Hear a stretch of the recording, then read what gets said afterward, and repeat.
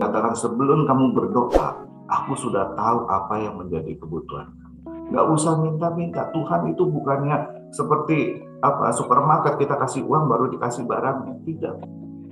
Bahkan kita sebelum lakukan apa-apa, nggak perlu doa, nggak perlu puasa. Saya nggak mengatakan itu jelek.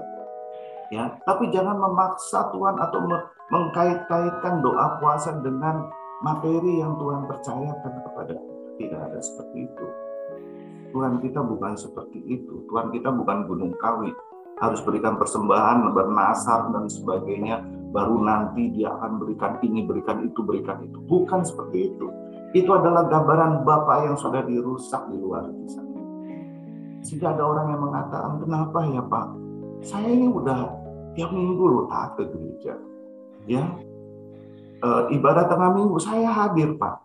Doa malam saya hadir Pak. Doa pagi saya hadir Pak. Ya kan, puasa seminggu 2 kali Pak saya puasa. Tapi kenapa ya Pak? Kok saya begini-begini aja Pak? Doa saya kayaknya udah dijawab Tuhan. Apa Tuhan nggak berkenan? Apa saya nggak berkenan di hadapan Tuhan Pak? Apalagi yang kurang? Apalagi yang salah sama saya?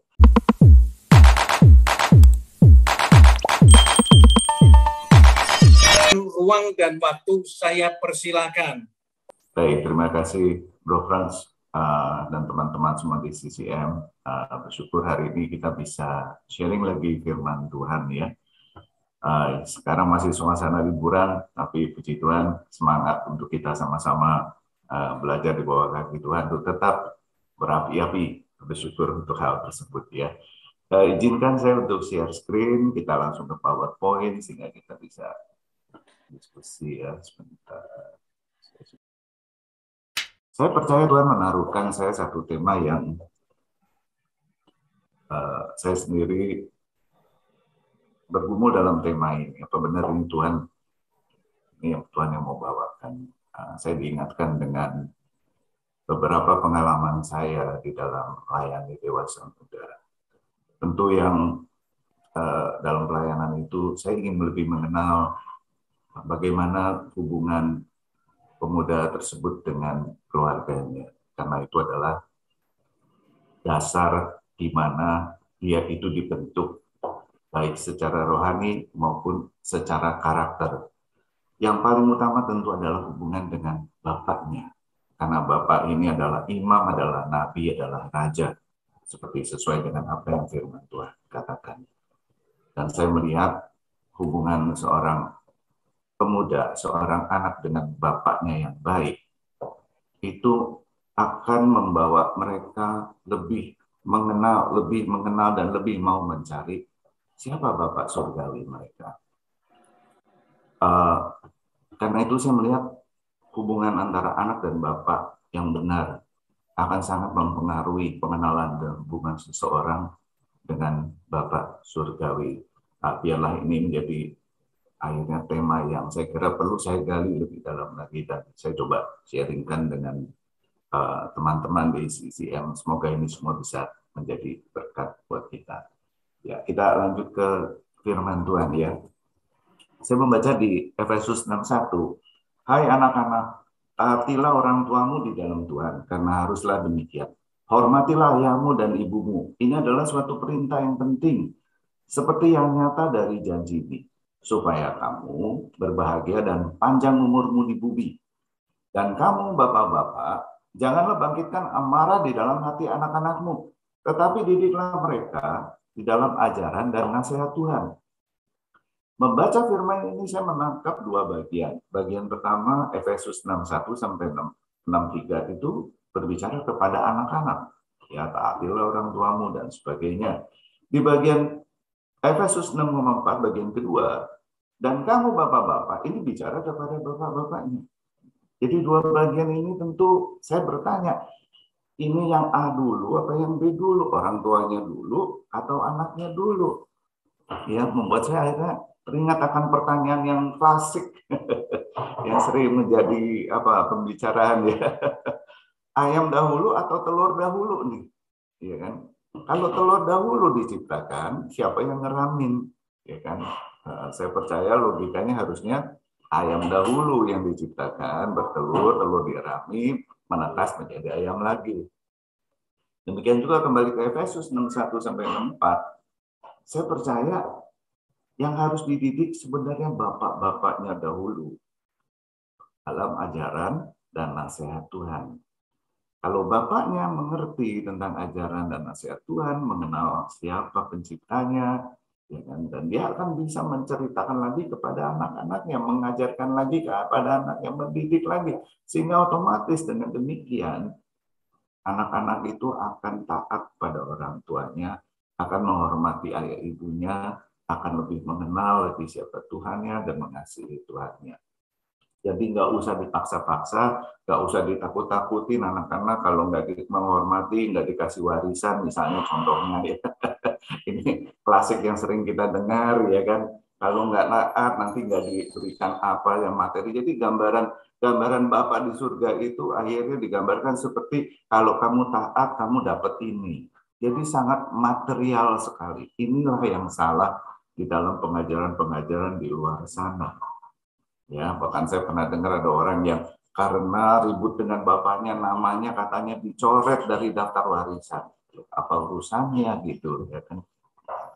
Nah, inilah yang kita coba hari ini kita mau sama-sama belajar seperti apa sih hati Bapak kita dan seperti apa sih yang menjadi kehendak Tuhan dalam kehidupan kita sebagai anak dan juga nanti hubungan kita dengan anak.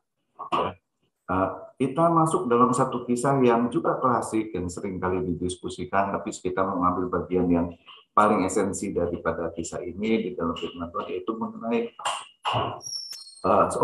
tadi ada kisah mengenai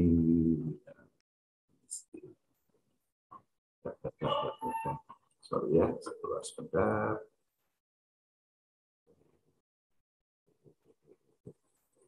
Oke. Ya. Oke, mengenai kisah pemuda yang dihukum mati. Sorry, ini saya teringat ini, saya bilang saya harus sharingkan ini. Jadi ada kisah yang pernah saya dengar. Ini kisah bukan true story, saya percaya.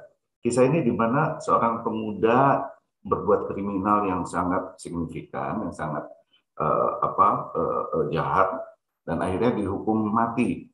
Nah, sebelum dihukum mati, dia diberikan satu permintaan terakhir seperti biasanya, ya, atau mau makan yang paling dia suka atau bagaimana, ya kan.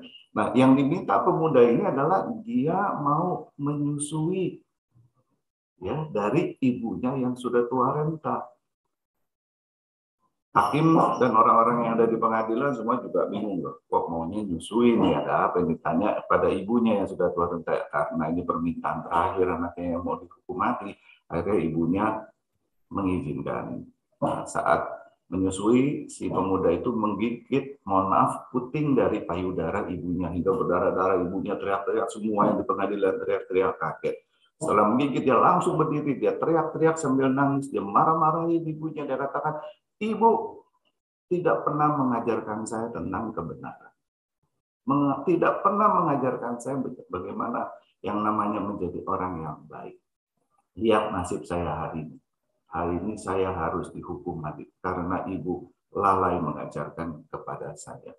Ya, payudara dan puting itu menggambarkan nurturing kepada seorang bayi, kepada seorang anak, menggambarkan perawatan, pengajaran, pendidikan. Ya, begitu marahnya seorang anak karena orang tuanya tidak mendidik pada dia. Ya, jadi hal ini saya kira sangat penting, perlu kita diskusikan, perlu kita bagikan, perlu kita mungkin nanti renungkan bersama-sama sehingga boleh kita nanti ada di dalam jalurnya Tuhan bagaimana kita mendidik anak kita dengan baik. Dan kita masuk ke kisah Ayub yang tadi saya katakan, ini adalah kisah klasik yang saya kira boleh kita diskusikan kembali ya.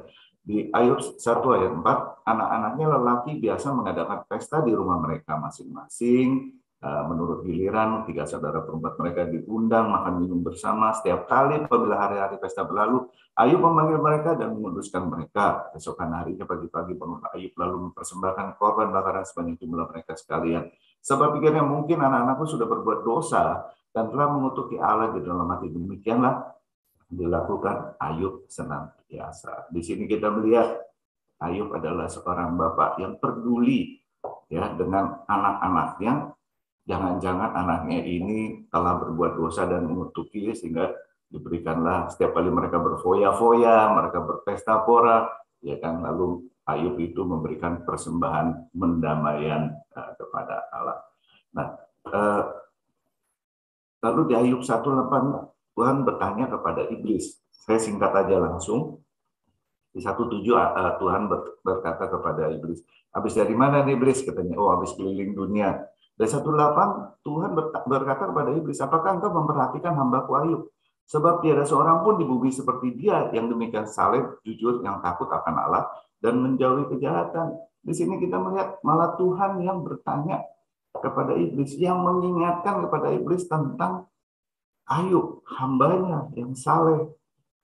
Ya, nah di situ pula akhirnya kalau kita membaca terus firman tersebut, Tuhan mengizinkan iblis untuk mencobai Ayub.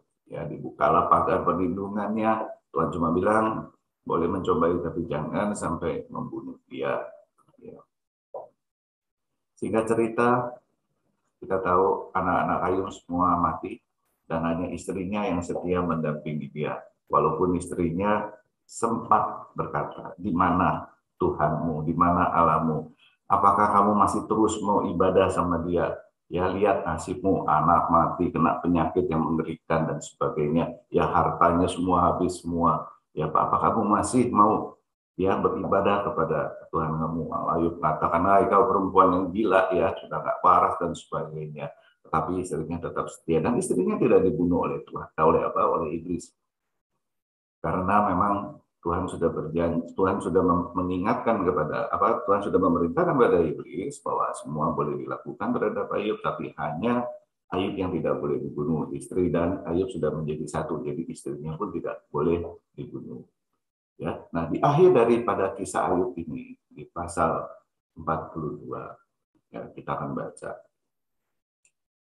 Ayub 42 ayat 3. Firman-Mu, siapakah dia yang menyelubungi keputusan tanpa pengetahuan? Itulah sebabnya, tanpa pengertian, aku telah bercerita tentang hal-hal yang sangat ajaib bagiku dan yang tidak aku ketahui. Ayub mengatakan, tanpa pengertian dia udah banyak cerita tentang hal-hal yang luar biasa yang terjadi pada dirinya, tapi dia sendiri nggak tahu. Dia sendiri nggak tahu akan firman Tuhan, dia sendiri nggak tahu tentang Tuhan itu, apa yang dilakukan Tuhan pada dia. Di ayat 4, firman-Mu, dengarlah, maka akulah yang akan berfirman. Aku akan menanya engkau supaya engkau memberitahu aku. Di sini dimulai dengan kata dengarlah, artinya Ayub tuh nggak pernah dengar langsung. Ya, hubungan antara Tuhan dengan Ayub saat itu melalui pihak lain, tidak langsung. Makanya dikatakan dengarlah, maka akulah yang akan berfirman. Tuhan sendiri yang akan berbicara. Tuhan sendiri yang akan menyampaikan. Tuhan sendiri yang akan menanyai engkau, dan Tuhan minta engkau yang menjawab supaya engkau memberitahu aku, menjawab langsung. Jadi ada hubungan yang intim, ada hubungan yang dimana bapak dan anak itu berbicara satu dengan yang lain, mengenal satu dengan lain. Inilah yang Tuhan kendaki dari Ayub. Dan di pasal 5, di ayat 5 dikatakan, hanya dari orang saja aku mendengar tentang engkau. Tetapi sekarang mataku sendiri memandang engkau. Ya, di ayat 5 ini Ayub mengatakan dengan gamblangnya bahwa selama ini hanya dengar, tapi tidak mau membuka pikirannya lalu mencari Tuhan dan mendengar dan melihat sendiri ya pada wajah. Artinya melihat ini mempunyai pengenalan yang lebih intim, lebih dekat. Saudara terkasih, kita tahu ada audio, ada video. Kalau audio kita hanya mendengar saja. Tapi kalau video itu audio dan gambar ya, bisa dilihat. Tentu itu jauh lebih baik, ya, penangkapan yang lebih baik, ya, pengertian yang lebih baik. Inilah yang Ayub katakan. Di akhirnya dia mendapatkan satu hikmat dari kejadian yang Tuhan izinkan dalam kehidupan dia, anak-anak yang mati semua, yang tidak baik itu, ya kan, dia mendapatkan bahwa ternyata Tuhan punya rencana untuk dia supaya lebih mengenal, ya. Nah, kalau kita kembali tadi ke Ayub 1:4, 1:5, apa yang Ayub lakukan terhadap anaknya? Memberikan korban bakaran persembahan, ya, memberikan persembahan korban bakaran sebagai pendamaian dengan Tuhan untuk anak-anaknya. Itu baik atau tidak? tentu baik, ya kan? Tetapi ada satu kelalaian yang dia tidak lakukan. Mengapa dia tidak menegur di dalam kasih, tidak mengajarkan kepada anak-anaknya di dalam kasih Tuhan, sehingga anak-anaknya mengerti apa yang mereka lakukan itu tidak benar. Karena permasalahan Ayub sendiri, dia sendiri aja tidak mengenal siapa itu bapaknya, siapa itu penciptanya, bagaimana dia mengajarkannya. Ini permasalahan yang klasik yang suka saya dengar. Pernah ada satu orang tua teman di dalam gereja kami, karena kami pernah melayani anaknya perempuan masih remaja, itu kabur dari rumah karena hubungan ayah dengan anak tidak baik. Ya, satu hari saya tanya, gimana anakmu, putri kamu begini? Wah, pusing saya katanya. Sekarang dia merokok, Pak, katanya. Hah? Umur remaja sudah merokok, saya bilang. Lalu Bapak tegur nggak? Iya, saya tegur. Jangan merokok. Lalu dia bilang sama saya begini, ya Papa dulu juga merokok, ya merokok lagi aja sekarang, nggak apa-apa, kita sama-sama merokok, katanya. Lalu apa jawab Bapak, saya tanya. Jawabnya, saya nggak tahu mesti jawab apa lagi begitu kan. Nah, di situ saya katakan, Pak, Bapak harus mengerti akan firman Tuhan. Karena kalau menegur, gunakanlah firman Tuhan. Jangan gunakan kitab kamu sendiri. Tapi Alkitablah yang kita gunakan. Untuk di mana sama-sama anak dan ayah tunduk di bawah firman Tuhan tersebut, sehingga bisa memberikan pengajaran yang baik kepada anak-anak. Nah, ini kisah klasik yang saya alami, ya, bagaimana seorang bapak kalau tidak mengenal, tidak matanya, tidak pernah melihat kepada Tuhan sendiri, akan mengalami permasalahan di dalam mendidik anaknya sesuai dengan firman Tuhan. Ya. Baik, kita lihat. Jadi Ayub tidak mengenal dan mengerti akan kehendak Tuhan. Ini conclusion-nya. Ya, dan ini adalah bagian yang paling penting di dalam firman Tuhan ini, di dalam kisah Ayub itu, bahwa apa yang menjadi kerinduan Tuhan itu adalah benar-benar kita harus mencari wajahnya. Coba kita lihat di Efesus, Efesus 1. Saya buka Efesus 1.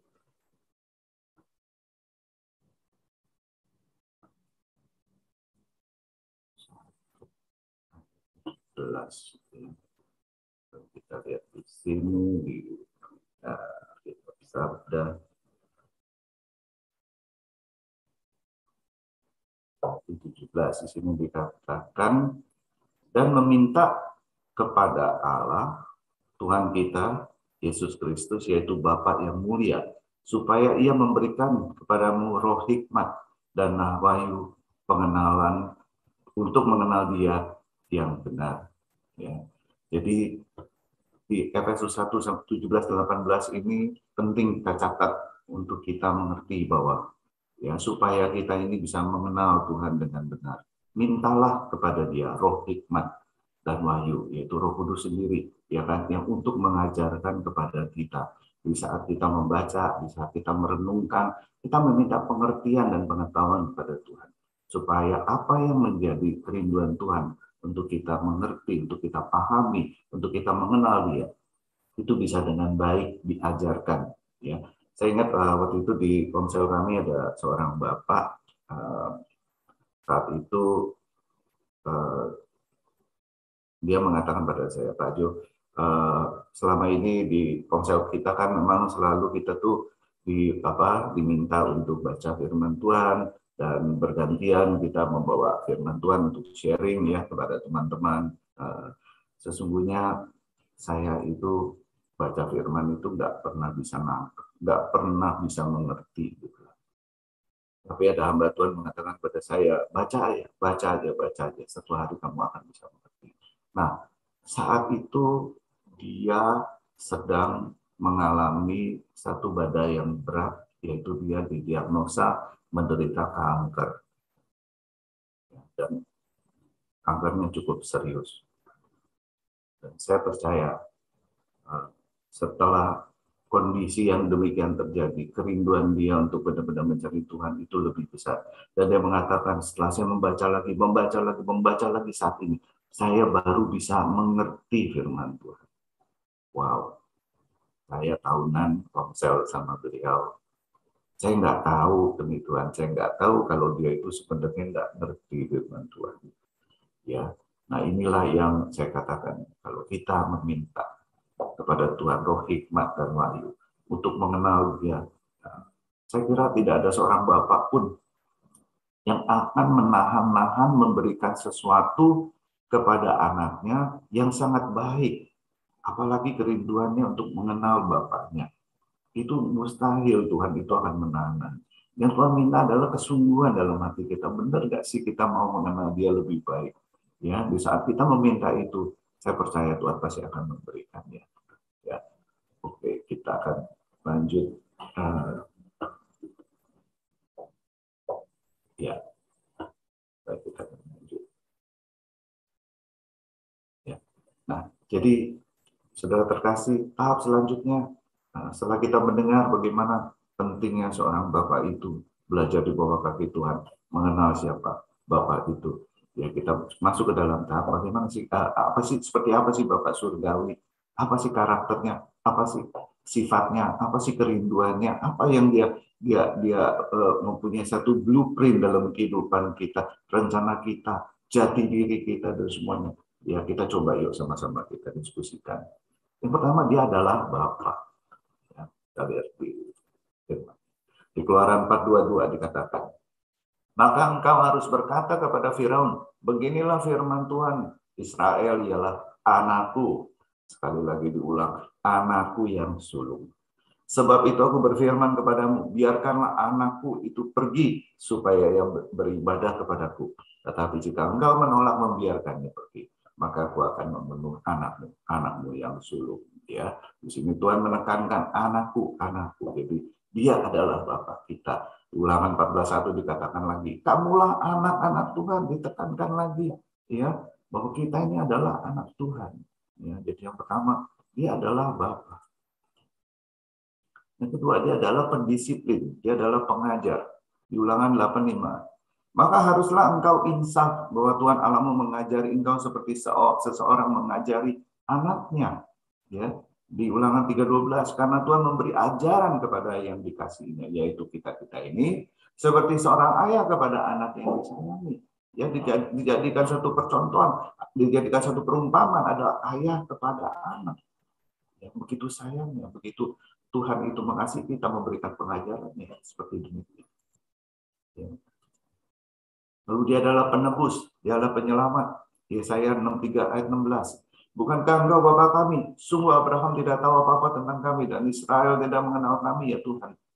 Engkau sendiri Bapa kami, namamu ialah penebus kami. He is the Savior. Dia adalah penyelamat, dia adalah penebus. Lalu ini masih banyak lagi, ya. Tuhan itu adalah kasih adanya, ya, memberikan kasih sayang. Dia adalah Tuhan yang setia, ya, di Yesaya 6:37. Dia adalah pengasih dan berbelas kasihan di Yesaya 6:39. Dia adalah penolong, pendukung di Yesaya 6:39 juga. Dia adalah pemberi damai, pemberian tempat perhentian, ya, rest, ya. Itu di Yesaya 6:3-14. Dia belas asih, ya, di 6:3-15. Dia adalah seorang sahabat di Yeremia 3:4b. Bukankah baru saja engkau memanggil aku Bapakku, engkaulah kawanku sejak kecil. Jadi sejak kita ini masih kecil, masih belum banyak mengerti tentang kehidupan, Tuhan itu sudah menjadi sahabat kita. Tanpa kita sadari, tanpa kita tahu. Ya, saya ingat kalau ada dua anak kecil berkelahi, ya, kakak sama adiknya berkelahi. Kakaknya merebut mainan adiknya nangis, kemudian terjadilah pertengkaran. Nah, kalau ibunya datang menghukum kakaknya, ya kan, lalu ditanya, kamu tahu nggak kenapa dihukum sama ibu? Ya, karena aku merebut mainan yang punyanya adik dan aku memukul dia, katanya seperti itu. Ya, jadi sejak kecil sudah ditaruhkan di dalam hati seorang manusia, ya, tentang apa yang baik, apa yang tidak baik, siapa yang mengajarkan. Ya, di sini jelas dikatakan, engkaulah kawanku sejak kecil. Tuhan sudah mulai mengajarkan kepada kita sejak kita masih kecil, ya kan, apakah yang benar, apakah yang tidak benar. kemudian pemberi pencerahan, ya, pewaris. Nah ini menarik banget, pewaris. Ternyata Tuhan tuh juga memberikan kita apa yang kita butuhkan di muka bumi ini. Coba lihat kita di 19 ya.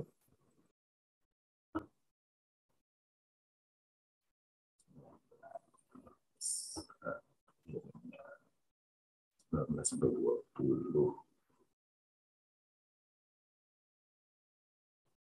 Tadinya pikirku, sungguh aku menempatkan engkau di tengah-tengah anak-anakku dan memberikan kepadamu negeri yang indah, milik pusaka, yang paling permai dari bangsa-bangsa. Ya, nah, jadi di sini dikatakan Tuhan akan memberikan yang paling permai dari bangsa-bangsa, ya kan, berikan negeri yang milik pusaka. Wah, sudah negeri yang indah, milik pusaka, yang paling permai dari bangsa-bangsa.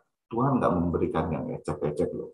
Tuhan memberikan yang terbaik untuk kita semua. Untuk kita di dunia ini, kita hidup pun Tuhan mengatakan Dia akan memberikan yang terbaik untuk kita, anak-anaknya. Jadi ini mengenai jati diri. Ya, kalau saya sharing dengan pemuda-pemuda, ini jati dirinya. Kamu ini ahli waris loh. Ya, kamu tuh bukan orang ecek-ecek. Kamu tuh bukan pecundang, ya kan? Kamu tuh bukan yang peminta-minta. Kamu tuh harus adalah pemberi, ya kan? Buktinya apa? Ini firman Tuhan mengatakan demikian. Ya, Dia adalah Allah, Dia adalah Tuhan, Dia adalah Bapa yang mewariskan kepada kita. Ya, nah ini adalah sebagian daripada kita mengenal pribadi, kita mengenal karakter, kita mengenal sifat, kita mengenal siapa si Bapak Surga. Apa yang tadi kita sharingkan kebanyakan itu adalah firman Tuhan dari Perjanjian Lama, ya, yang akan digenapi dalam Perjanjian Baru sedemikian rupa. Kerinduan di Perjanjian Lama akan Allah Bapa untuk berada dalam hubungan ayah anak yang intim dengan umatnya, yang Dia berkati dan yang mengasihi Dia dan menaatinya, digenapi dalam Perjanjian Baru melalui karya Yesus Kristus dan Roh Kudus, menciptakan umat baru dengan semangat baru, berhubungan dengan Tuhan sebagai Aba mereka. Ya Aba, ya Bapa. Oleh karena itu, ada kasih dan kedekatan yang nyata dalam kebapaan Allah, dalam Perjanjian Lama, tetapi juga dibawa ke tingkat yang baru dalam Perjanjian Baru. Karena kasih kebapaan Allah yang sejati, maka ada janji, yaitu janji maka ada janji akan perjanjian baru. Orang baru dengan hati baru, hubungan ayah anak yang baru. Tuhan akan menjadi ayah mereka dan mereka akan menjadi anak-anaknya. Ini saya membaca ini membuat saya mengingat akan seorang teman kami dalam pelayanan yang mengatakan, wah, kalau itu sebenarnya enakan di Perjanjian Lama ya. Kita bisa tanya sama nabi-nabi apa sih yang menjadi kehendak Tuhan, ya kan? Kita bisa diberikan peringatan dan sebagainya, ya kan, oleh hamba nabi-nabinya Tuhan saat itu. Kalau sekarang gimana? Ya kan, kita nggak mau dengar dari siapa ini, ya kan? Nah, disinilah perbedaannya. Di dalam Perjanjian Lama Tuhan mengirimkan nabi-nabinya. Tapi di dalam Perjanjian Baru, Tuhan mengirimkan Yesus Kristus Tuhan, dan melalui Roh-Nya yang ada di dalam kita dan di dalam Dia, ya, kita terus belajar dan belajar dan belajar, ya, sehingga kita lebih mengenal siapa itu Bapa kita. Ya, jadi lebih baik Perjanjian Lama atau Perjanjian Baru? Tentu jawabannya adalah Perjanjian Baru. Kita nggak usah mendengar dari orang lain seperti tadi yang di dalam kitab Ayub, tapi kita mendengar langsung daripada Dia. Apakah Tuhan yang Maha Kuasa kehilangan cara untuk berbicara langsung pada kita? Saya percaya sekali-kali tidak. Ya, jadi saya sangat prihatin kalau ada orang mengatakan tidak ada Tuhan, ateis. Bahkan saya pernah baca seorang teologian yang katanya mendalami bahasa Ibrani, bahasa Yunani, dan mencari arsip-arsip kuno tentang Alkitab, akhirnya mengatakan ini semua buatan Tuhan. Akhirnya dia menjadi ateis. Pertanyaannya, apakah Tuhan sebagai pencipta kehilangan cara untuk memperkenalkan dirinya, siapa Dia kepada ciptaannya? Ya, kalau kita mengingat di dalam keluarga, ya, Seorang bapak punya anak, setelah anaknya mulai bisa mengerti, ya kan, biasanya seorang bapak kan ceritakan, tentang siapa sih bapaknya, siapa sih ayahnya, tentu siapa sih kakeknya. Lalu kakeknya punya ayah lagi, punya kakek lagi, dan seterusnya, dan seterusnya. Ya, itu adalah kerinduan dari dasar yang Tuhan berikan kepada kita sebagai manusia untuk mengajarkan kepada anak-anak kita. Apa sih family values kita? Nilai-nilai keluarga kita apa sih? Ya, apa yang kita junjung tinggi? Kebenaran seperti apa sih yang menjadi fundamental dalam kehidupan keluarga kita? Inilah yang kita ajarkan kepada anak kita. Sehingga kalau anak kita ditanya sama, siapa papa kamu? Anaknya bisa cerita. Siapa kakek kamu? Anaknya bisa cerita. Kalau manusia aja punya kerinduan seperti demikian, apalagi Bapak di Bapak surgawi, tidak mungkin ya tidak sebagai pencipta, ya tidak mungkin dia akan tidak menceritakan siapa diri dia, apa tujuannya, ya kan kamu ada di bumi ini. Saya percaya 100%, ya kan Tuhan pasti akan melakukan hal tersebut. Kita sudah mengerti bahwa di perjanjian lama hubungan umatnya dengan Tuhan itu dibawa ke jenjang yang lebih karena kasih Tuhan, yaitu di dalam perjanjian baru. Nah, siapa sih Tuhan kita di perjanjian baru? Siapakah Yesus? Ini adalah pribadi yang kita kenal melalui Alkitab sebagai Mesias. Tapi kita ingin lebih mengenal lagi apa yang kitab-kitab katakan tentang Yesus. Karena ada orang yang mengatakan Yesus itu bukan Tuhan. Ada yang mengatakan Yesus itu malaikat Michael. Ada yang mengatakan Yesus itu nabi. Ya, Yesus itu hanya manusia. Yuk kita sama-sama kita cari ya. Di Yesaya 9 ayat 6 dikatakan, sebab seorang anak telah lahir untuk kita. Seorang putra telah diberikan untuk kita, lambang pemerintahan ada di atas bahunya, dan namanya disebut orang penasehat ajaib, Allah yang perkasa, Bapa yang kekal, Raja damai. Di sini udah jelas dikatakan, dia adalah Allah yang perkasa, Bapa yang kekal, dia adalah Bapa kita. Ya kan? Ya, karena kita tahu nubuatan di kitab Yesaya itu menceritakan tentang Yesus Kristus sebagai juru selamat. Ya. Lalu Yohanes 8:28, maka kata Yesus, apabila kamu telah meninggikan anak manusia, barulah kamu tahu bahwa akulah dia. Ya, setelah Yesus disalibkan, ya kan, murid-muridnya akan tahu bahwa akulah dia. Yesus adalah Tuhan sendiri. Bahwa aku tidak membuat apa-apa dari diriku sendiri, tetapi aku berbicara tentang hal-hal sebagaimana diajarkan Bapa kepada dia dan Bapa adalah kita lihat. Aku dan Bapa adalah satu. 3 ayat yang dibagikan siang hari ini. Tidak ada yang bisa menyangkal. Ya, kitab Yesaya, kitab yang bisa diterima oleh siapapun. Tidak ada yang bisa menyangkal bahwa dia adalah Allah yang perkasa, Bapa yang kekal. Kita sudah mengenal siapa itu Tuhan Yesus. Kita sudah mengenal dia adalah Tuhan dan Juru Selamat kita. Ya. Mari kita mencari apa sih kerinduan Tuhan ya untuk kita pelajari, untuk kita mengenal, untuk kita dapati di dalam kehidupan kita ini. Yang pertama, mengenal dan beriman pada Yesus Kristus. Ini kehendak yang paling pertama. Akulah jalan dan keselamatan dan hidup. Ya, siapa yang datang kepadaku, ya kan, itu pasti akan diselamatkan. Ya, nah kita lihat firman. Yohanes 8:32.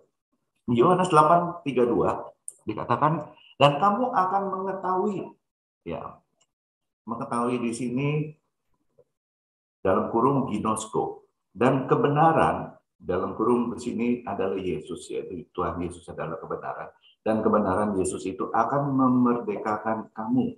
Ya, saya bersyukur sama Tuhan, saya ketemu dengan mentor kami di CCM dan ditekankan tentang arti mengetahui. Ya, sebenarnya ini kita akan coba ya, kita lihat ya di Sabda ORG tentang ginosko. Ya, ini ginosko. Ya, ginosko bacanya. Oke. Nah, di sini definisinya daripada ginosko tahu, mengerti, mengenal, mempelajari, bersetubuh, ya, bersetubuh, mengakui, ya, dalam bahasa Inggrisnya to learn to know, ya kan, dan sebagainya dan sebagainya dan sebagainya, ya. Jewish idiomnya adalah sexual intercourse between a man and a woman. Ini arti daripada ginosko di 832. Ya. Jadi yang Tuhan punya kerinduan kepada kita adalah mengenal Tuhan sampai sedemikian intimnya sehingga digunakanlah kata ginosko yang artinya sexual intercourse, idiom dalam Jewishnya sexual intercourse between a man and a woman, artinya suami istri. Ya, suami istri itu tidak punya lagi batasan yang disembunyikan satu dengan yang lain. Ya, sedemikian intimnya, sedemikian terbukanya, sedemikian mengenalnya satu dengan yang lain. Tidak ada lagi rahasia, tidak lagi ada yang disembunyikan. Kita tahu Tuhan itu, Yesus itu sepenuhnya. Ini yang Tuhan minta kita kejar. Ginosko inilah yang Tuhan rindukan di dalam kehidupan kita. Untuk belajar, untuk menggali, untuk mengetahui siapa itu kebenaran, yaitu Tuhan Yesus.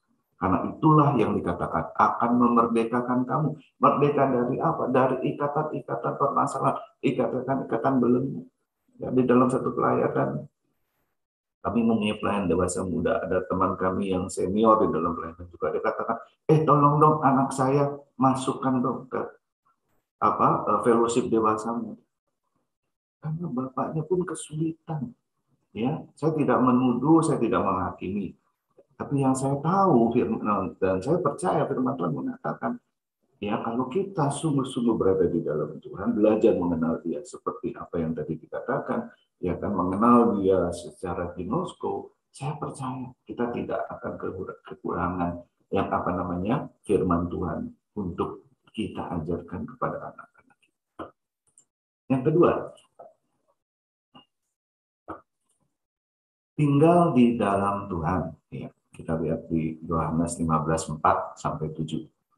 Yang saya garis bawahi kata-kata tinggallah di dalam aku dan aku di dalam kamu. Ini diulang-ulang. Yohanes 15:4, di Yohanes 15:5, tinggallah di dalam aku dan aku di dalam Dia.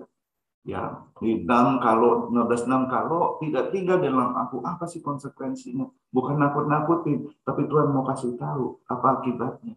Ya, jikalau kamu tinggal di dalam aku, di ayat 7, dan firman-Ku tinggal di dalam kamu, ditekankan sekali lagi. 4 ayat ini menekankan tinggal di dalam aku di dalam kamu. Ya, sama seperti ranting tidak dapat berbuah dari dirinya sendiri. Kalau ia tidak tinggal pada pokok anggur, demikian juga kamu tidak berbuah jika kamu tidak tinggal di dalam aku.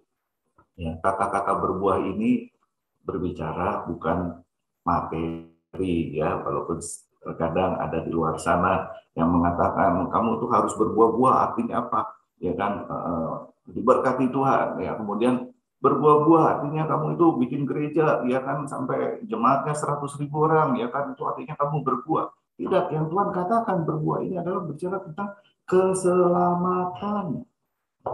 Kalau kita tidak ada di dalam Tuhan dan Tuhan tidak ada di dalam kita, maka kita tidak akan ada yang namanya keselamatan. Ini yang Tuhan ajarkan tentang berbuah. Pentingnya sekali tentang kita harus ada di dalam Dia. Bahkan dikatakan kalau tidak tinggal di dalam aku, ia dibuang keluar seperti ranting dan menjadi kering, kemudian dikumpulkan orang dan dicampakkan dalam api, lalu dibakar. Berbicara apa? Binasa. Ya. Berbuah juga berbicara tentang keperbentukan daripada kepribadian kita, daripada kebenaran yang ada di dalam kehidupan kita. Nah, penting hal ini untuk kita ingat, kita renungkan, kita percaya, kita terima, ya kan? Karena saya melihat sendiri seorang bapak yang dulu kami pernah layani di gereja. Bertahun-tahun bapak ini ada di dalam cengkraman si jahat, ya, dia memakai narkoba, dia berjudi, Ya dia main perempuan sampai yang tadinya istrinya juga ikut-ikutan akhirnya tobat karena melihat suaminya main perempuan.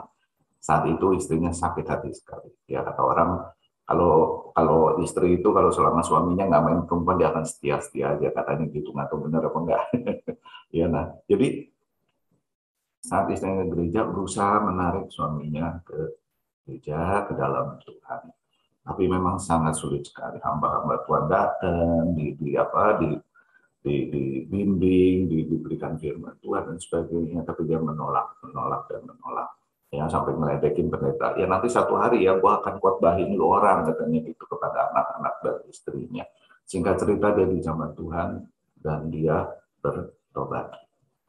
Tapi yang luar biasa yang saya lihat dari kesaksian tersebut, yang saya lihat dengan mata kepala sendiri, ya bagaimana seorang bapak yang begitu jahat dalam tanda petik.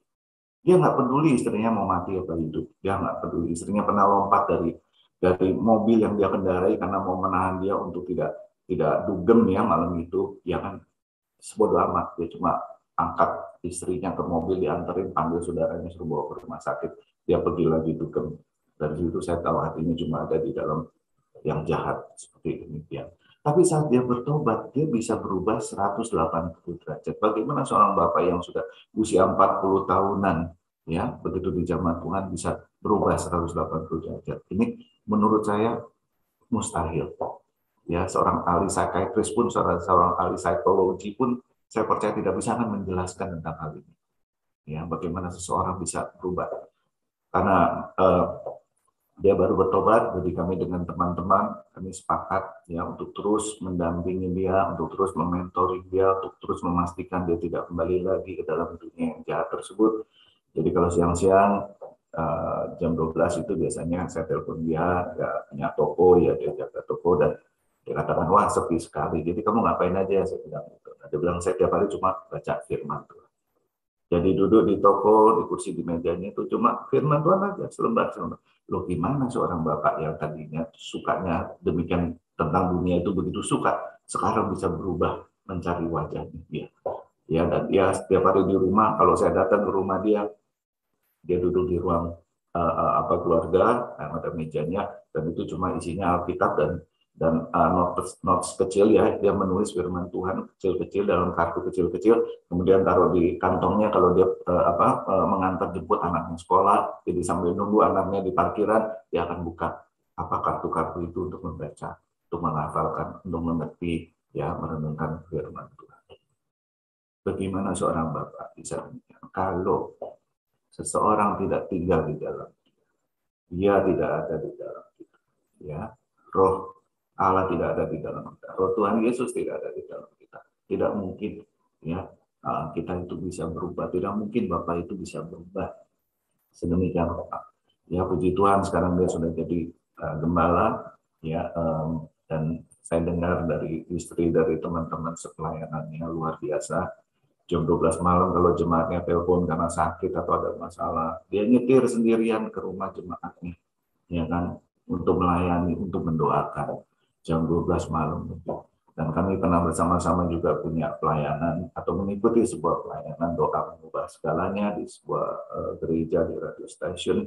Itu jam 11 sampai jam 2 pagi dan dia pun ikut hadir di sana untuk bersama-sama kita melayani melalui radio.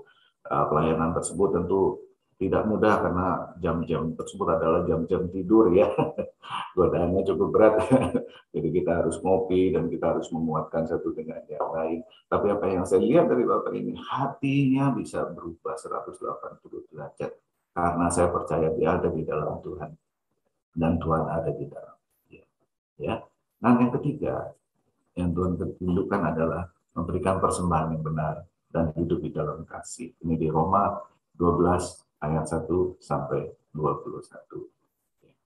Ini saya serahkan kepada teman-teman ya untuk membuka dan membacanya, karena keterbatasan waktu pula kita tidak mungkin akan membahas ini semua. Ya kita akan rekap daripada apa yang telah disampaikan firman Tuhan, bahwa pertama betapa pentingnya seorang bapak dulu harus belajar di bawah kaki Tuhan, mengenal siapa Tuhannya, apa yang menjadi kehendaknya, ya, dan mengenal sifat-sifat Tuhan, apa yang sudah Tuhan beri, apa yang sudah Tuhan berikan kepada kita. Bahkan dikatakan sebelum kamu berdoa, aku sudah tahu apa yang menjadi kebutuhan kamu. Nggak usah minta-minta. Tuhan itu bukannya seperti supermarket, kita kasih uang baru dikasih barangnya. Tidak.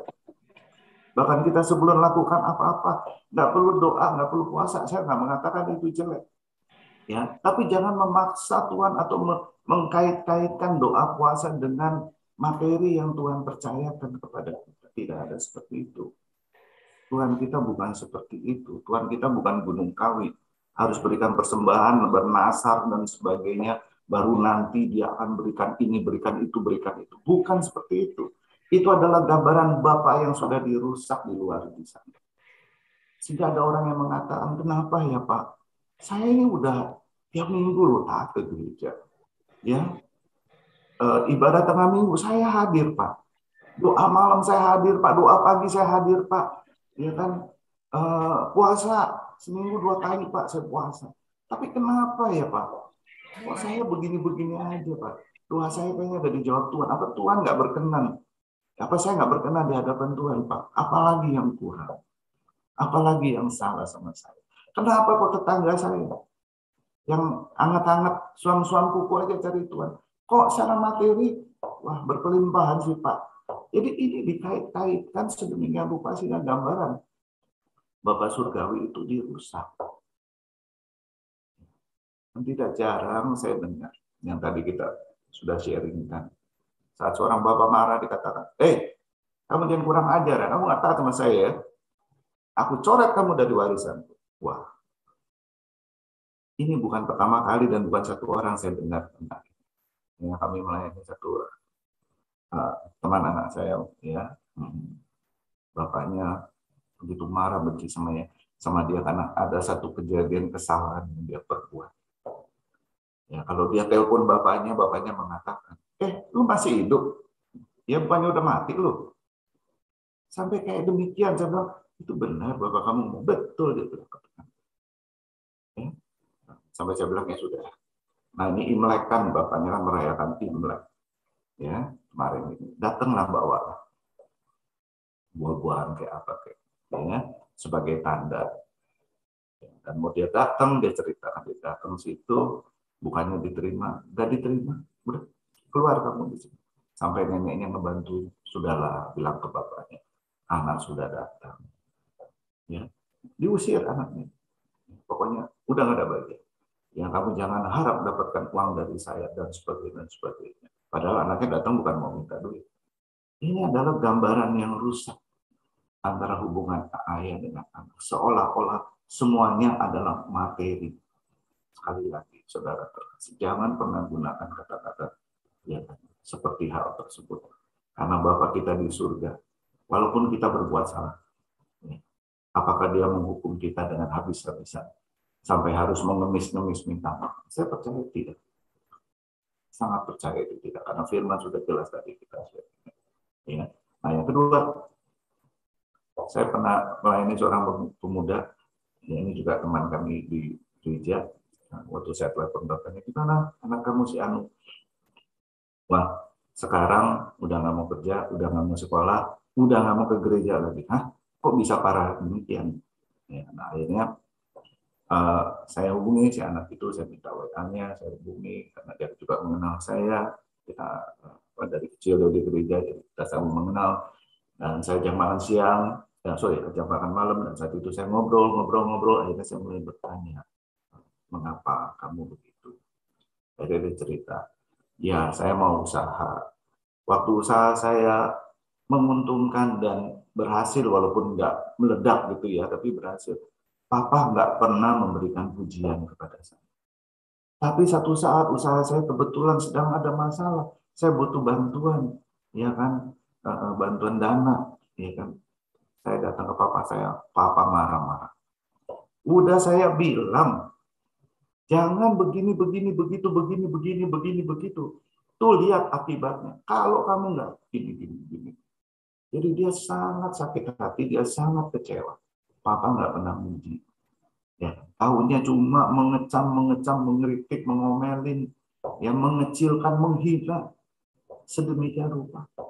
Dan kita tahu secara psikologi kalau seorang laki-laki sakit hati, kecewa, marah, kesal, mempunyai kecenderungan untuk menghancurkan dirinya, menghancurkan masa depannya. Ini adalah seorang laki-laki seperti itu. Akhirnya saya mengerti, besoknya saya telepon bapaknya. Saya ceritakan apa yang disampaikan anaknya. Dan saya juga bertanya, apakah betul seperti demikian kejadian? Si bapak cuma nangis. Artinya betul itu kejadian. Dia bilang, ya saya mengalami himpitan. Pak Jo tahu sendiri, saya kan cuma orang kerja. Saya kan cuma terima gaji saya. Ya, dan saya harus menghidupi istri dan anak-anak, nggak cuma satu. Ya kan? Jadi saya juga punya keterbatasan secara finansial. Ya kan? Tetapi saya ingatkan, kita semua punya keterbatasan secara finansial, sudah so dan pasti. Tetapi apapun yang kita lakukan Bapak kepada anak, itu harus kita lakukan sebagai Tuhan kepada kita. Kita harus all out karena kita mengasihi dia sepenuhnya. Ya, secara khususnya berikan pujian. Bukankah Tuhan seringkali memberikan pujian kepada kita melalui teman-teman kita, memberikan kekuatan, memberikan mentoring, memberikan pendampingan, penyertaan. Bahkan dikatakan dalam firman, kalaupun kita jatuh tidak akan sampai tergeletak. Luar biasa Bapak kita di surga. Lalu bagaimana kita sebagai Bapak di muka bumi? Seringkali ada kali orang tua itu saat anak mengalami satu hal yang tidak baik. Bukannya dibantu dulu, baru diajarkan, tapi ditegur dulu, diomel-omelin. Akhirnya si anak itu hanya melihat gambaran bapaknya. Itu adalah mengerikan, monster. Dan waktu mau mencari Tuhan, diperkenalkan kepada Tuhan, dia lihat, bapak aku di bumi aja monster. Bagaimana aku bisa mencari Bapak surgawi? Jalannya tidak terbentuk. Ya. Dan seringkali saya juga bertanya, waktu itu ada seorang ibu menitipkan makanan untuk dibawa ke Amerika Serikat untuk kepada anaknya. Saat kami menghubungi anaknya nggak peduli loh. Ibunya menitipkan sesuatu dari Indonesia untuk dia. Anaknya itu nggak peduli. Saya sampai bingung, bagaimana ini ibu-ibu yang sudah, pelayanannya luar biasa. Keluar masuk desa, pelayanan ke gereja-gereja kecil dan sebagainya. Kenapa hal ini bisa terjadi? Kenapa hubungan ibu dengan anak itu bisa sedemikian rupa? Ya, ini menjadi beban dalam pikiran saya, menjadi beban di dalam apa yang saya ingin bagikan hari ini. Hubungan kita dengan Tuhan harus kita perbaiki. Harus kita mengenal dulu siapa Bapa kita di surga. Harus kita sungguh pasti tahu, seperti tadi Dinosko mempunyai pengenalan yang sangat intim. Tidak ada lagi yang tersembunyi tentang Yesus. Dan kita ada di dalam diri dalam kita. Sehingga kita bisa memberikan pengajaran, pengenalan akan siapa kita. Karena kita ini mempunyai jati diri yang Tuhan sudah berikan. Kita ini adalah anak-anak Tuhan. Kita ini bukannya yatim piatu. Kita bukannya yang diadopsi. Kita ini adalah anak-anaknya. Tidak lain, tidak kurang. Ya. Demikian sharing firman Tuhan, diskusi firman Tuhan hari ini. Terima kasih untuk waktunya, Bro Frans. Saya kembalikan dan tentu saya percaya kita nanti akan masuk sesi tanya jawab. Mungkin kita bisa saling berdiskusi, ya, dua arah. Ya, kalau ada mau kesaksian silakan monggo, ya kan, itu tentu akan kita saling akan dilengkapi. Ya, terima kasih. Tuhan Yesus memberkati. Thank you. Dan terima kasih juga untuk Pak Ju, Pastor Ju yang sudah menyampaikan firman Tuhan dengan jelas dari mulai perjanjian lama, Bapak mengasihi anaknya, bagaimana kita harus menghargai anak, mengajar anak, dan anak juga menghormati orang tua, sehingga kegenapannya bisa kita lihat dalam perjanjian baru. Ternyata itu satu gambaran bahwa Bapak mengasihi anak, anak mengasihi Bapak, dan di perjanjian baru itu penggenapannya. Sungguh luar biasa dan memberkati kita semua. Dan selamat siang Bapak Ibu semua yang baru bergabung. Salam kenal, dan saya percaya selama kita mendengarkan firman Tuhan, banyak hal-hal yang ingin kita tanyakan. Dan silahkan Bapak Ibu bertanya apa saja kepada kita semua, kepada khususnya Pastor Jo, karena pertanyaan Bapak Ibu itu semua menginspirasi kita yang hadir. Bukan hanya untuk satu pribadi, tapi semua yang ada di sini hadir, sehingga pertanyaannya dan jawaban tadi nanti akan memberkati kita semua. Silahkan kepada Bapak Ibu yang ingin bertanya, kami persilahkan langsung saja. Pak Dominikus. Baik Pak. Terima kasih. Salam, terima kasih buat firman-Nya Pastor Jo. Terima kasih. Sesuai dengan tema kita atau tema yang diberikan oleh admin CCM, di sini saya mau bertanya, apa buktinya kita ini beriman, mengasihi, percaya kepada Tuhan? Apa buktinya? Mungkin itu aja Pastor Jo. Oke, terima kasih Pak Dominikus. Pertanyaannya baik, tapi kayaknya jawabannya panjang nih. Silakan Bro Jo, silakan Bro Jo. Ini pertanyaan yang setiap orang, saya kira orang percaya pasti akan bertanya hal yang sama. Termasuk saya juga pasti akan bertanya. Sudah seberapakah saya beriman kepada Tuhan? Sudah seberapakah saya ada di dalam Tuhan dan Tuhan ada di dalam saya? Itu adalah pertanyaan yang sangat dasar. Dan yang tahu cuma saya dan Tuhan. Yang tahu cuma hanya Bapak dan Tuhan. Gembala kita mungkin nggak tahu, mentor kita nggak tahu. Yang tahu cuma kita. Pada saat kita ada di persimpangan, pertigaan, saya katakan ya, kalau persimpangan, pertigaan. Antara ke kiri atau ke kanan, ya kan? Coba apa yang kita pilih? Apakah yang kita pilih adalah sesuai kebenaran firman Tuhan atau tidak? Itu pertama. Yang kedua adalah firman Tuhan mengatakan mengucap syukur dalam segala hal. Terkadang kalau saya mendengar hal tersebut, ada orang katakan saya mengucap syukur dalam segala hal. Tapi apakah itu sampai kedalaman hati kamu benar-benar mengucap syukur? Tidak ada jeda, tidak ada sisi di mana yang kita bisa mengatakan, Tuhan saya cuma mengucap syukur karena saya cuma mau taat. Tapi hati kita tidak di sana. Hati kita tidak sepenuhnya mengucap syukur dengan apa yang sudah tentukan dalam kehidupan kita. Apa yang menjadi rancangan Tuhan. Karena setiap orang rancangannya beda-beda, betul ya Pak ya? Setiap orang rancangannya beda-beda. Ada yang A, ada yang B, ada yang C. Ya, ada lagi istilah yang mengatakan rumput tetangga lebih hijau. Tapi saat kita mengucap syukur kepada Tuhan, pepatah itu harus diganti. Rumput kita lebih hijau daripada tetangga. Apakah itu bisa di dalam hati kita melakukan hal itu? Disitulah kita mengatakan kita percaya sama Tuhan. Kita tahu rancangannya adalah yang terbaik. Ketiga, kita lebih penting surga apa kita lebih penting dunia? Ya, banyak orang mengatakan kaki kita masih menginjak dunia, bro. Ya kan, udah jangan ngomong-ngomong soal surga lah. Betul, saya setuju kaki kita mesti, kalau nggak kita melayang-layang. Ya. Tapi yang Tuhan kehendaki adalah apa? Yang tadi kita katakan, berikan persembahan yang benar dan hidup di dalam kasih. Itu aja. Ya, kita memberi, coba. Kalau kita memberi, tangan kanan memberi, tangan kiri jangan sampai tahu. Apa artinya? Itu perumpamaan yang sangat dalam. Tampar pipi kanan, pipi kiri diberikan. Itu perumpamannya sangat dalam. Bisa nggak kita melakukan itu di dalam hati kita? Di dalam pengucapan syukur. Banyak orang memberi supaya orang lain tahu bahwa wah hebat. Ya, banyak orang. Bisa nggak melepas pengampunan 7 kali 70 kali? Coba tanya ke hati kita sendiri. Kalau kita beriman kepada Tuhan, hal itu sangat mudah. Kenapa? Karena Tuhan akan mengajarkan sesungguhnya semua orang telah kehilangan kemuliaan Tuhan. Kamu itu siapa? Kamu merasa kamu lebih baik, ya? Kamu marah sama seseorang itu sudah dosa. Apa bedanya? Dosa ya dosa. Nggak ada dosa besar, nggak ada dosa kecil. Dosa ya dosa di mata Tuhan. Yang ada hanya dosa yang tidak diampuni. Karena itu saya mengatakan gembala kita pun tidak akan tahu kita beriman apa enggak.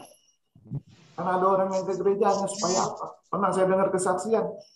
Ada orang yang berkata kepada karyawan, ini seorang bos. Ada masalah jangan khawatir, nanti hari Minggu saya ke gereja, saya doa sama Tuhan. Hari Senin, Selasa, Rabu pasti selesai urusannya. Tuhan akan beresin. Waduh, Tuhan ini kayak trading company, tahu trading company? Seperti kita ke supermarket, kita kasih uang, keluar barangnya. Tuhan kita bukan seperti itu. Jadi Pak, jawabannya kalau secara general, saya hanya mengatakan yang tahu Bapak dan Tuhan. Dan itu ciri-cirinya kita menguji diri kita sendiri. Seberapa kita bisa mengucap syukur.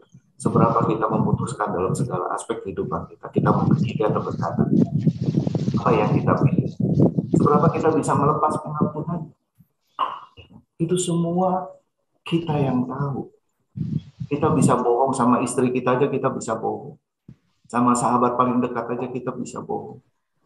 Bahkan terkadang kita bohong pada diri kita sendiri dengan membenarkan apa yang kita berbuat yang di dalam kedalaman hati kita tahu itu salah di hadapan Tuhan.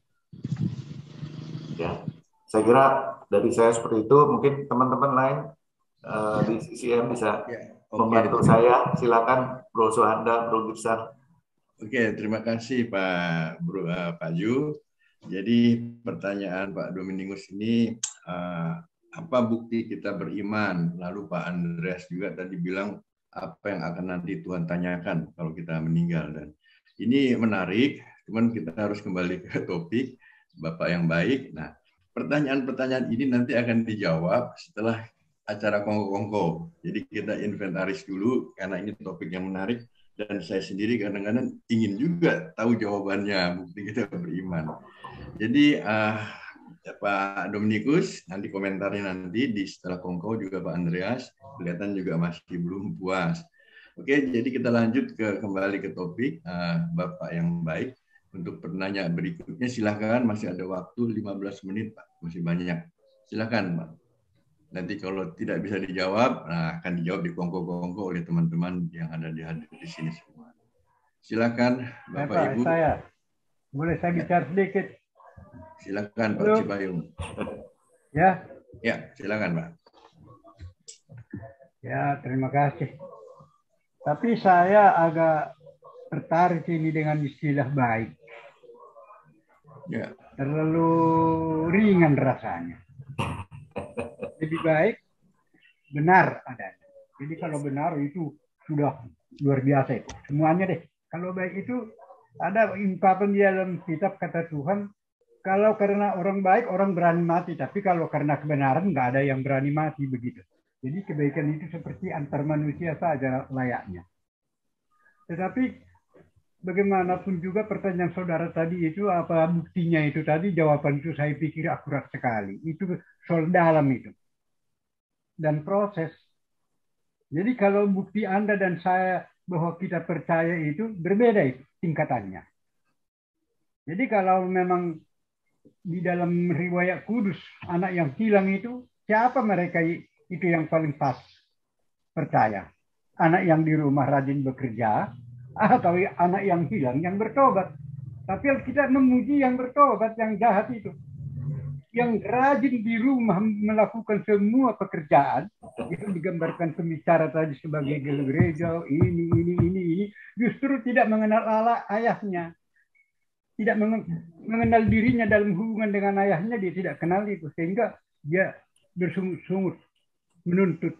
Anak kambing juga enggak dikasih sama gue, katanya. Berarti dia tidak mengenal bapaknya, kan begitu. Walaupun dia sibuk dengan segala pekerjaan. Banyak orang Kristen seperti itu. Nah, jadi, tapi saya pikir ya, ada juga tuntutan sebenarnya, karena baru-barunya ada dibawakan ceramah melalui pendeta Nenses ya, katanya super grace. Jadi super grace ini seolah-olah anugerah yang luar biasa lah, nggak usahlah berbuat apa-apa. Tapi saya tidak melihat begitu. Bahwa percaya itu, bukti percaya itu akan dibuktikan dengan tingkatan pemahaman, pengenalan. Sudah digambarkan penceramah tadi itu ya. Pertama percaya, lalu mengetahui. Setelah mengetahui, melakukan. Setelah melakukan, kepercayaan itu meningkat kepada mempercayakan diri ini stop. Jadi ada kebanyakan kita ada di ranking 1, ranking 2 sedikit-sedikit, ranking 3 bilangan jari kali. Tapi ngaku-ngaku mempercayakan diri. Tidak. Percaya aja, taat. Kalau percaya saja, percaya umum, ya percaya kita Napoleon Bonaparte pernah ada, nggak salah, tapi nggak ada efeknya. Kita juga boleh percaya secara historis terhadap Yesus. Saya pikir begitu. Jadi harus, jadi memang pertanyaan kawan itu tadi itu tinggi sekali, jauh sekali. Mesti 1, 2, 3 kali kita ceramah boleh memahaminya.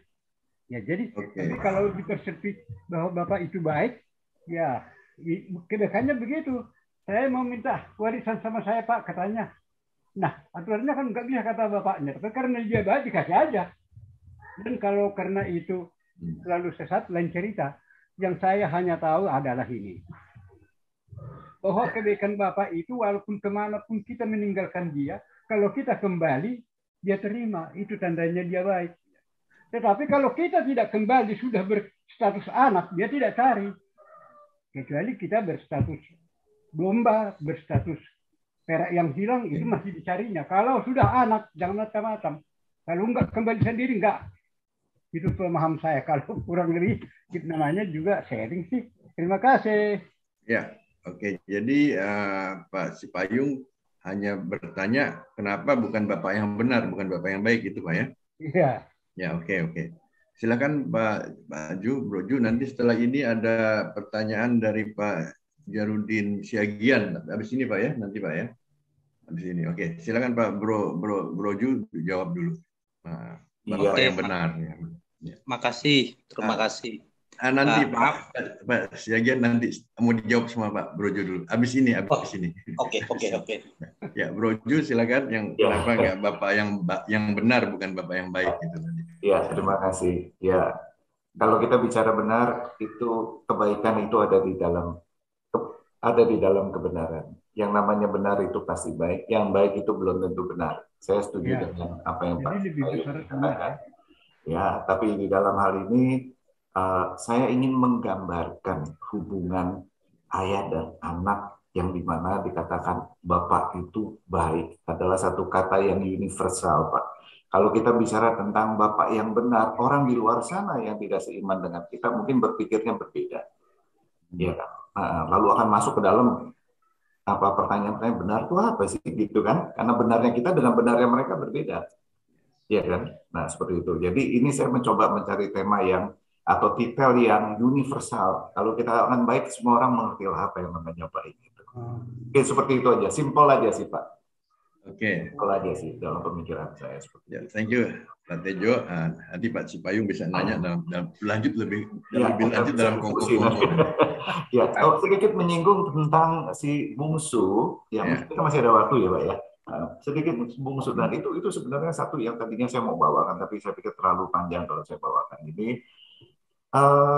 Si bungsu yang kurang ajar dan sebagainya itu orang bapaknya belum mati udah minta warisan, dapat warisan dikasih malah foya-foya.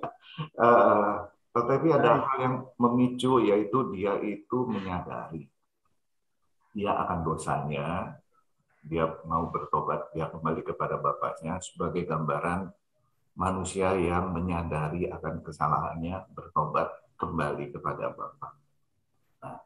Sekarang pertanyaan tadi dari Pak Sipayung itu bagus. Yang terhilang ini sebenarnya yang bungsu apa yang sulung, ya kan? Sesungguhnya yang terhilang itu seperti yang kita ketahui atau banyak dari kita tahu bahwa itu yang sulung yang terhilang. Dia melakukan apa yang menjadi kehendak Tuhan, ya kan? Nah, dia berpikir yang tadi saya katakan, Pak. Terkadang itu seperti trading company. Aku sudah melayani. Aku sudah berdoa, aku sudah ini. Loh, kok aku cuma gini-gini aja? Mohon maaf. Aku juga pengen naik mobil misalnya. Tapi kok Tuhan cuma percayakan motor saja, misalnya seperti gitu. Atau aku ingin, seperti itulah. Dan dia menggambarkan itu, membandingkan dengan adiknya yang baru bertobat. Sudah dipestakan, sudah dikasih jubah, dikasih cincin. Dipotong ini yang lembu, yang apa, dan semuanya yang baik-baik diberikan. Kok bisa, ya kan? Sedangkan jawabannya sebenarnya sangat-sangat super mudah. Yaitu Bapak mengatakan apa yang punya kita, punya dia adalah punya kita. Jadi saat kita sebagai anak Tuhan, kita tuh punya segala-galanya. Tetapi di muka bumi ini Tuhan memberikan kecukupan sebatas rancangan Dia untuk kita. Ya, kalau kita melayani dewasa muda, seringkali mereka itu, waduh, pulang dari kuliah, ada yang dari luar negeri, lulus kuliah, idealismenya sangat tinggi.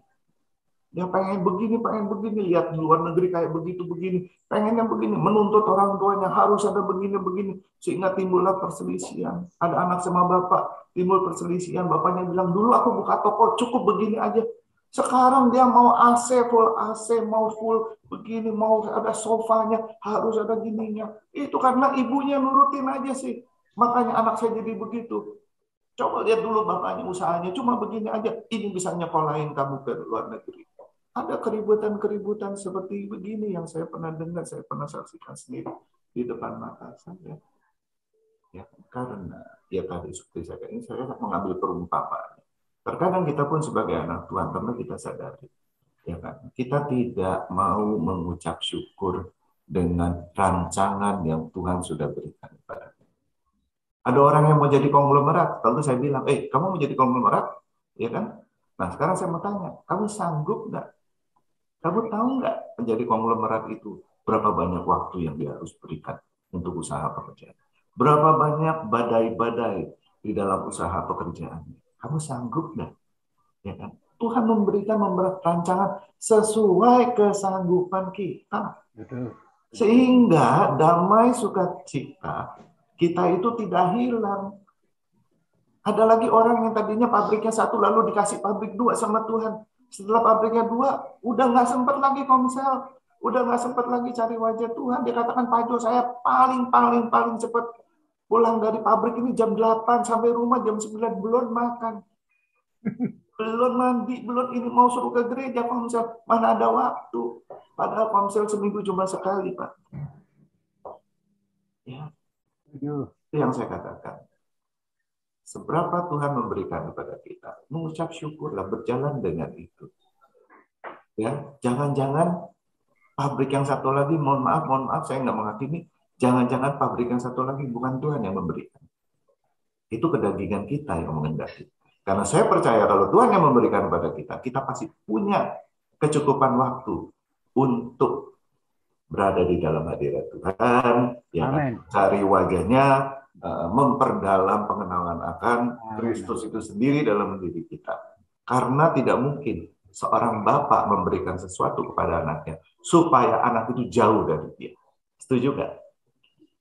Ya, bahkan ada seorang tua yang mengatakan, kalau saya setiap minggu saya akan menyediakan makanan yang enak-enak, ya, dan saya mengundang anak-anak saya yang sudah berkeluarga supaya hari Minggu kita ini berkumpul, kita berfellowship, ya, bersukacita bersama, ya, mendengar apa sih yang sudah mereka lakukan seminggu ini, ya, jangan-jangan anaknya lagi ada masalah dan sebagainya. Sampai sedemikian rupa mereka yang keluarkan uang sendiri untuk mempersiapkan itu semua. Apalagi Bapa di surga, tidak mungkin dia memberikan sesuatu supaya kita jauh dari dia. Itu mustahil. Ya. Baik, begitu aja Pak. Ya, terima kasih Pak. Ya, terima kasih Pak Jo.